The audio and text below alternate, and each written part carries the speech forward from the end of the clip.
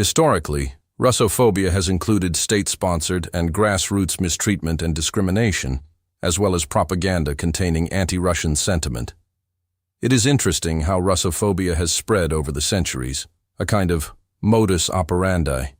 During the Livonian War, 1558–83, European powers, particularly Poland, Lithuania, and the Livonian German cities, intensified their negative perception of Russia.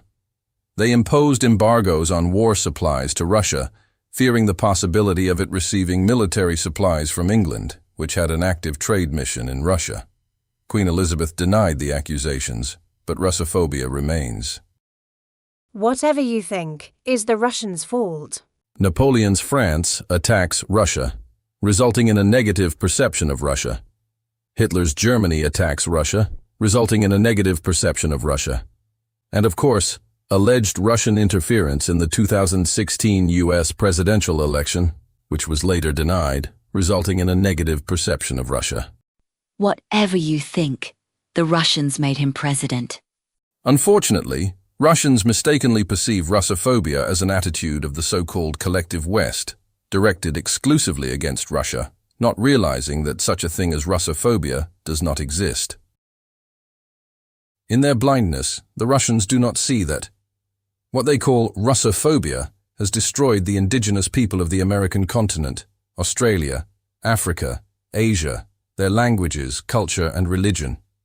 At the end of World War II, Stalin was given a proposal which Stalin rejected with the words, things like, "Come and go, but the great German nation will always be here." And indeed, the great German nation is once again on the borders of Russia, the same Camarilla from World War II, but now finally united with the Anglo-Saxon component, Britain and the USA.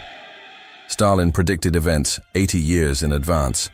And while the Russians are fighting against Russophobic windmills, what is on Russia's borders today is not Russophobia, but the Anglo-Saxon Nazi formation called NATO. Well, it's time for Putin to go. The main argument in Russian relations with the so-called West is that the so-called West has learned nothing from the centuries-old common history. Someone said, the definition of insanity is doing the same thing over and over again and expecting a different result. In this case, it is about Russia. The Russians have learned nothing from their history in relations with the so-called West.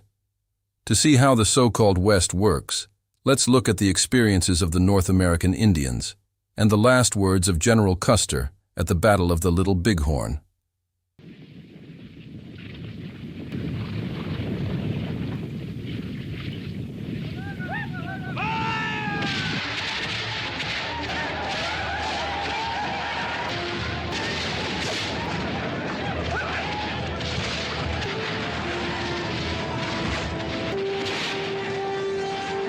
Ceasefire!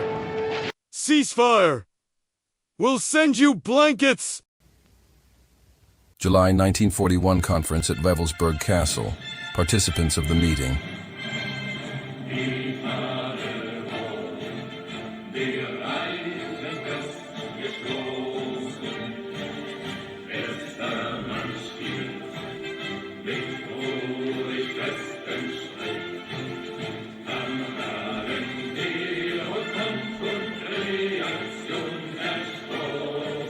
They will all disappear.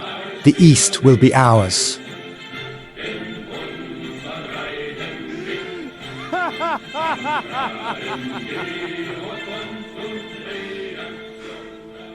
Posen in 1943, Himmler continued to describe Russians and other Slavs as human animals or subhumans, emphasizing that their deaths were irrelevant to the goals of the Germanic race. NATO hordes on the borders of Russia and Russian lands are a sign that the goals of the so-called West have not changed for centuries. Whether the Russians will finally learn something from the history of relations with the so-called West remains to be seen. The spirit of anchorage are the Russian blankets of General Custer.